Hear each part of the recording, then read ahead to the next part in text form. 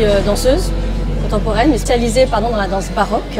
Il y a un stage de formation organisé par la DAAC au CND, Centre national de la danse à Pantin, avec le pôle éducation artistique et culturelle du CND.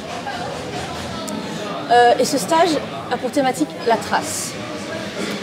Et pour le pôle éducation artistique et culturelle, Fanny Delmas, la responsable, il y a eu une évidence entre la trace et le temps fort baroque qu'il y a en ce moment au CND, c'est-à-dire une exposition et des conférences et aussi différentes diffusions, différentes représentations de spectacles de différents chorégraphes. Voilà. Là, il joue à un jeu qui s'appelle Les ingrédients d'un spectacle. Les ingrédients d'un spectacle, c'est un jeu qui a été développé par le pôle éducation artistique et culturelle au CND. Ce jeu travaille sur la compréhension des différentes composantes d'un spectacle, l'organisation dans le temps d'une production et d'une création, et parle des différents métiers qui soutiennent la création des auteurs. Donc ils doivent chacun inventer leur propre recette de spectacle et du coup faire des choix, se positionner, savoir par quoi ils commencent, comment ils développent. Comme je suis artiste, j'ai déjà travaillé avec Fanny Delmas sur différents dispositifs proposés par le CND, dispositifs d'éducation artistique et culturelle.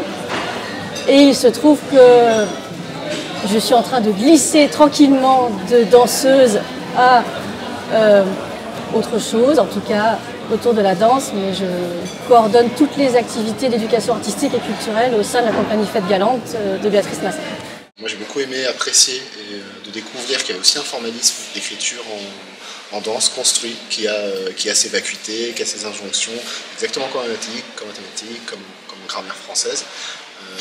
Adeline, qui est la danseuse qui nous a encadrés, s'est efforcée de manière vraiment poussée, avec une approche réflexive de qualité, à nous accompagner doucement vers l'appréciation d'Abaka. Donc la pièce, parce que c'est comme ça que c'est intitulé, la pièce qu'on nous a présentée aujourd'hui.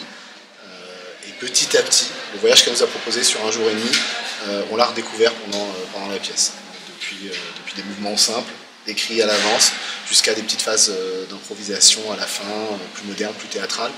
Et c'est tout le travail qu'on a fait pendant un jour et demi. Et voilà, merci à elle, merci au CND de nous avoir accueillis, merci aux collègues pour leur bienveillance et leur non-jugement. Qu'est-ce que c'est que cette danse baroque, cette belle danse, et comment elle a été revue, relue, réutilisée, réimaginée par différents chorégraphes avec lesquels j'ai pu travailler. Et nous-mêmes, en tant qu'enseignants, on est très contraints à des horaires, des positions, des postures. Et là, en fait, on explore tout ça d'une autre manière. Et ça m'a beaucoup inspirée pour mon travail avec mes élèves. Et ça m'a donné plein de pistes.